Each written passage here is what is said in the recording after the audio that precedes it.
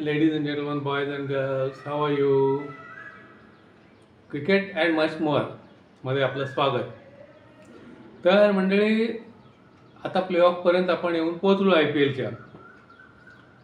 कालच्या माझ्या व्हिडिओमध्ये मी जे म्हणालो होतो की गुजरात, त्यानंतर बेंगलोर, पंजाब आणि मुंबई बहुतेक हे चार संघ प्लेऑफमध्ये असतील.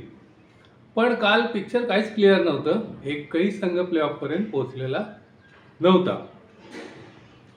पण काल एकाच दिवसात असा चमत्कार झाला की एकदम 3 संघ क्वालिफाय झाले. म्हणजे असं झालं ना की आपण अगाथा ख्रिस्तीची एखादी मर्डर मिस्ट्री वाचतोय आणि आता 3-4 कॅरेक्टर्स अशी आहेत की ज्याच्यावर आपली संशयाची सुई अशी फिरते इकडून तिकडून. यापैकी कोणतरी एक मर्डर असणार. त्या दृष्टीने आपण निम्म्यापर्यंत आलेलो असतो पुस्तकाच्या आणि आता पुढे काय होणार ही उत्सुकता आपल्याला लागलेली असते. एवढ्यात काय होतं की कुणीतरी आपल्या खोलीमध्ये येतं, त्या आपल्या हातातलं पुस्तक बघतं आणि म्हणतं, अरे वा, हे पुस्तक वाचतोस होय तू, खूप छान आहे बरं का, तो अमुक तो मर्डर करतो हे आपल्याला शेवटच्या पानापर्यंत कळत नाही, खूप छान आहे, वाच तू. असं म्हटल्यानंतर जी अवस्था होईल. तसंच कालचा दुसरा सामना झाल्यानंतर एकदम पोस्ट झालं. आता उरलेले जे सामने आहेत त्या उरलेल्या सामन्यांमधला इंटरेस्ट आता बऱ्यापैकी कमी झाला नॅचरली, कारण 4 स्पॉट होत्या. त्या 4 स्पॉट्समधल्या 3 ऑलरेडी ऑक्युपाय झालं आहे. आता फक्त एकच राहिलेली आहे आणि त्या एका जागेसाठी 3 संघांमध्ये चुरस आहे. 3 संघ म्हणजे मुंबई, दिल्ली आणि लखनौ. त्यातूनही लखनौचे चान्सेस कमीच आहेत, त्यामुळे खरी चुरस जी आहे ती मुंबई आणि दिल्ली यामध्येच आहे. तर कालच्या दुसऱ्या सामन्यानंतर गुजरात, त्यानंतर बेंगलोर आणि पंजाब हे ऑलरेडी क्वालिफाय झाले. त्यानंतर कलकत्ता, हैदराबाद, राजस्थान आणि चेन्नई हे ऑलरेडी एलिमिनेट झालेले आहेत. आता जागा आहे एक, उरलेले संघ आहेत 3. त्या संघांमध्ये मुंबई, दिल्ली आणि लखनौ या तिघांपैकी एक कोणीतरी बाजी मारणार. त्यामुळे तशी चुरस आहेच, म्हणजे चुरस पूर्ण संपली असं काही झालेलं नाही आहे. त्यातूनही असं आहे की आता लखनौला संधी थोडी कमीच आहे.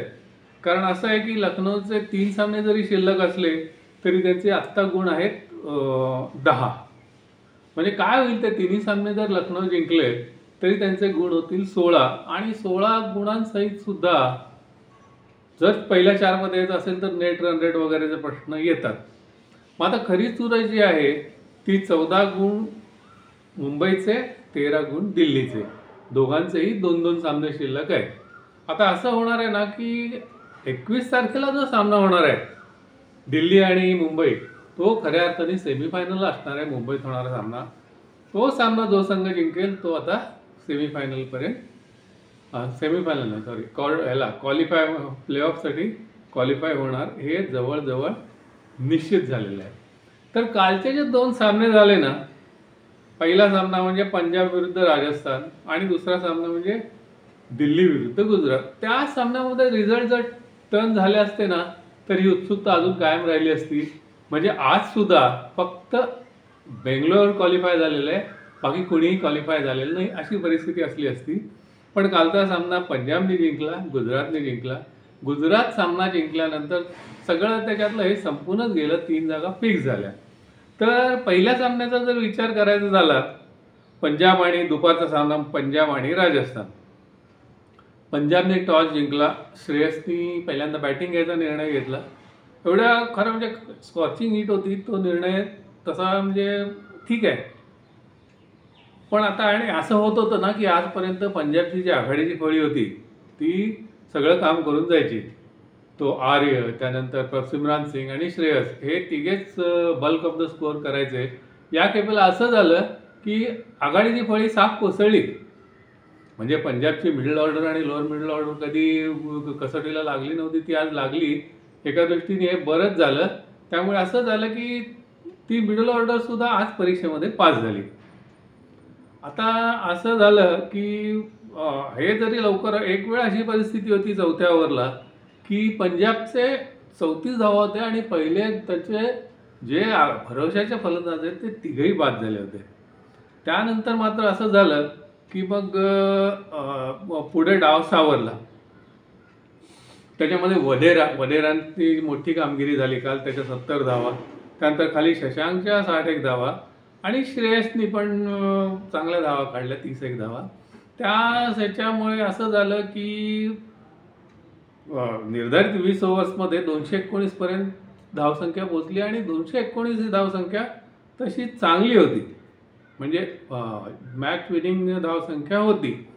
पण मी काल जसं म्हटलं होतं हे आपलं एक्स फॅक्टर यशस्वी आणि हे आपला सूर्यवंशी तसा काही चमत्कार पुन्हा करतात काय, आणि तो चमत्कार त्यांनी जवळजवळ करायला सुरुवात केलीच होती. पहिल्यांदाच IPLच्या इतिहासामध्ये असेल कदाचित, एवढे फास्टेस्ट 50 पहिल्यांदाच झाले. आता बघा, इकडून पहिल्या ओव्हरला यशस्वीनी अर्शदीपला आणि दुसऱ्या ओव्हरला तिकडून जयस्वाल ह्यांनी आपल्या सूर्यवंशीनी यान्सनला, दोघेही अतिशय टॉप क्वालिटीचे आंतरराष्ट्रीय गोलंदाज आहेत, त्या दोघांनी अक्षरशः फोडून काढलं. तिसऱ्या ओव्हर संपल्यानंतरच 50 धावा झाल्या होत्या. आणि असं झालं की हे जेव्हा दोघे खेळत होते तेव्हा असं वाटत होतं की आता हे दोघेच मॅच घेऊन जाणार. मागची जशी एक मॅच त्यांनी नेली तशी जयस्वालचे 50 रन झाले होते, वैभवचे 40 रन झाले. पण वैभव 40वर आऊट झाला, वैभव 50वर आऊट झाला. पहिली विकेट त्यांची 76 रनवर गेली आणि तिथून मग रेग्युलर विकेट पडतच गेल्या. राजस्थाननी आणखीन एक सामना जिंकता राजस्थान हारले. कालच्या सामन्यामध्ये कमाल केली तो ब्रारच्या स्पिनने काल मॅच फिरवली. 4 ओव्हरमध्ये त्यांनी काहीतरी 20-22 एवढ्या धावा दिला आणि 3 विकेट काढल्या. शेवटी कसा बसा रडत खडतच म्हणायला लागेल, राजस्थान रॉयल्स 209 धावापर्यंत पोहोचले, 7 गडी बाद झाले आणि पंजाबनी 10 रननी हा सामना जिंकला. तसं वेळेस जर दुसऱ्या सामन्याचा जर विचार करायचा झाला तर असं वाटलं होतं ना की ह्याचा जो सामना आहे जयपूरचा, तो सामना काही हाय स्कोरिंग होणार नाही. पण 220 धावा म्हणजे बऱ्यापैकी हाय स्कोरिंग झाला. इकडे दिल्लीचं जे मैदान आहे त्या मैदानावर नेहमीच हाय स्कोरिंग मॅचेस होतात, भरपूर स्कोअर बघायला मिळणारे अपेक्षित होतं आणि तसा झालाही बऱ्यापैकी स्कोअर. आता दुसऱ्या संध्याकाळच्या सामन्यामध्ये असं झालं की गुजरातने टॉस जिंकला आणि शुभमननी पहिल्यांदा फिल्डिंग करायचं ऑफ केलं. आता काल असं होतं की दिल्लीसाठी स्टार्कच्या ऐवजीचा जो होता मुस्तफिझुर, तो अवेलेबल झाला होता. अनएक्सपेक्टेड गुजरातसाठी बटलर पण अवेलेबल झाला होता. पण खरं सांगायचं तर या बटलरची तर गरजच पडली नाही आणि मुस्तफिझुरचा तसा काही म्हणजे स्टार्कला पर्याय म्हणून उपयोग झाला नाही. दिल्लीला पहिल्यांदा बॅटिंग मिळालेली होती. KL राहुल एक जबरदस्त इनिंग खेळून गेला. तो नेहमीच असा आहे ना की अंडररेटेड प्लेअर आहे, अतिशय सगळ्या फॉर्मॅटमध्ये तो अतिशय सुंदर खेळतोय. काल तो 112 धावाकडून नाबाद राहिला 60-70 धावा चेंडूमध्ये. अतिशय उत्तम स्ट्राईक रेट होता. त्याला फक्त थोडीशी अभिषेक पोरेलची साथ लागली, थोडी बहुत अक्षरची, त्यानंतर स्टर्ससुद्धा, या तिघांचे छोटे छोटे कॅमिओज झाले. त्यामुळे 20व्या ओव्हरच्या अखेरीस गुजरात पोचले होते 199 धावा आणि 3 गडी त्यांचे बाद झाले होते. 199 म्हणजे 200चं जे चॅलेंज होतं, T20ला कुठलंही पिच असू दे, काही असू दे, 200 धावा या नेहमीच चॅलेंजिंग असतात. पण खरं सांगायचं तर ही अगदी वन साइडेडच मॅच झाली. हा साई सुदर्शन जो मुलगा आहे तो अफलातूनच आहे. साई सुदर्शन आणि शुभमन हे दोघे आले ते मॅच जिंकूनच आतमध्ये गेले. 61 धावामध्ये साई सुदर्शनचं शतक आणि 61 चेंडूमध्ये साई सुदर्शनचं शतक आणि असंच 50-60 चेंडूमध्ये शुभमनच्या 90-95 धावा. त्यामुळे 19व्या षटकानंतरच सामना संपला होता. 205 रन झाले होते गुजरातचे आणि 10 गडी राखून गुजरातने हा सामना जिंकला होता. आता असं आहे की आजचा जे आहे गुजरात टायटननी हा जो सामना आहे तो जिंकला 10 गडी राखून. आता इथे असं झालं, आता असं आहे ना की आजचा जो सामना आहे आजचा सामना होणार आहे तो लखनौ आणि हैदराबाद यामध्ये होणार आहे. आजच्या सामन्याला तसं लखनौच्या दृष्टीने थोडंसं महत्त्व आहे. हैदराबाद काय ऑलरेडी आउट झालेलं आहे. आता लखनौसाठी असं आहे ना की win is a must. Even आज जरी ते जिंकले तरी त्यांचा क्वार्टर फायनलचा हे क्वालिफाय होण्याचा चान्सेस अवघडच आहेत. कारण उरलेले तिन्ही सामने जरी लखनौ जिंकलं तरी ते 16 गुणांपर्यंतच पोहोचत आहेत आणि 16 गुण हे क्वालिफाय होण्यासाठी पुरेसे नाही आहेत. मग तिथे नेट रन रेट वगैरे अशी परम्युटेशन्स अँड कॉम्बिनेशन्स येऊ शकतात. वेअरॅज असं आहे ना की हैदराबादसाठी कसं आहे, आता हे जे IPL आहे ते done and dusted. They are going to lose nothing. आजचा म्हणजे लखनौचा जो सामना आहे तो लखनौच्या दृष्टीने महत्त्वाचा आहे. आता ह्याच्यामध्ये काहीतरी हे करतं का आपलं हे हैदराबाद, काय म्हणतात त्याला ते फाऊल प्ले आणि ह्यांना बाहेर ढकलतात का, हे एवढंच बघायला लागेल. आजच्या सामन्यामध्ये लखनौकडून मयंक नाही आहे. मयंकच्या ऐवजी ओवरउर्की तो न्यूझीलंडचा जो गोलंदाज आहे त्याचा प्रवेश झालेला आहे. पण आता परदेशातले 4च खेळाडू घ्यायचे या ह्याच्यामध्ये ओवरउर्कीला जर स्थान द्यायचं झालं तर बहुतेक मिलरला बाहेर काढायला लागेल. पण ओवरउर्कीला स्थान दिलं पाहिजे. खूप चांगला गोलंदाज आहे तो. आणि आता या ह्याच्यामधलं त्यांचं जे फाइंड आहे खऱ्या अर्थाने ते दिग्वेश राठी आहे. या IPL मध्ये त्यांनी आत्तापर्यंत 12 विकेट्स मिळवलेले आहेत. आणि आता असं आहे ना,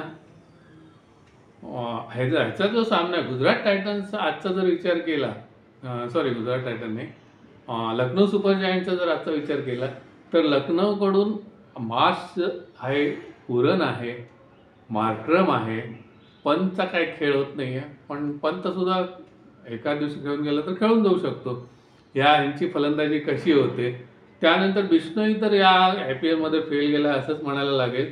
पण त्यांच्या फलंदाजीची दुरामुख्यत्वे करून शार्दूलकडे आता ओव्हरउर्की कसा करतो बघायला पाहिजे. आणि आता असं आहे ना की 4 ओव्हरसीज प्लेअर घेण्याच्या नादामध्ये ओव्हरउर्कीला स्थान मिळतं की नाही हे बघावं लागेल.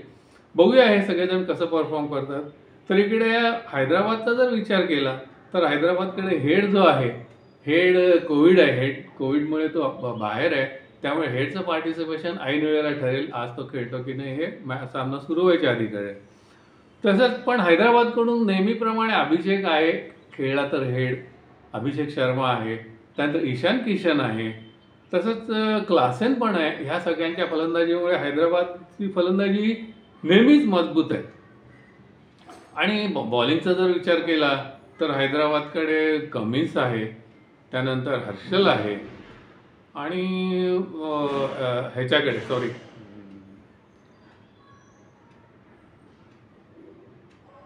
कमिन्स आहे, हर्षल पटेल आहे आणि तो मलिंग गायक आहे चांगला बॉलर.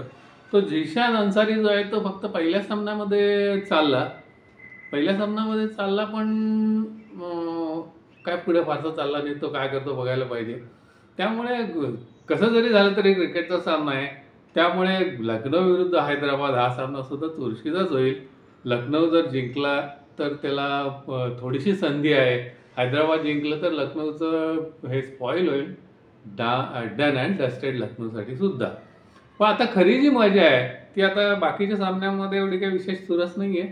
खरा जो आता सामना आहे तो 21 तारखेला होणारा मुंबई विरुद्ध दिल्ली हा जवळजवळ सेमीफायनल सामना आहे. त्या सामन्याला खरोखर मजा येणार आहे मुंबईत होणारा तो सामना.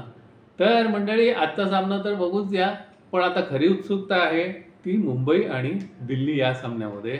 तर मित्रांनो, तुम्हाला माझं चॅनल व्हिडिओ आवडत असतील तर माझं चॅनल सबस्क्राईब करा, लाईक करा, शेअर करा. भेटूया तर मग संध्याकाळी लखनौच्या सामन्यासाठी आणि नंतर 21 तारखेला तर नक्कीच. Till then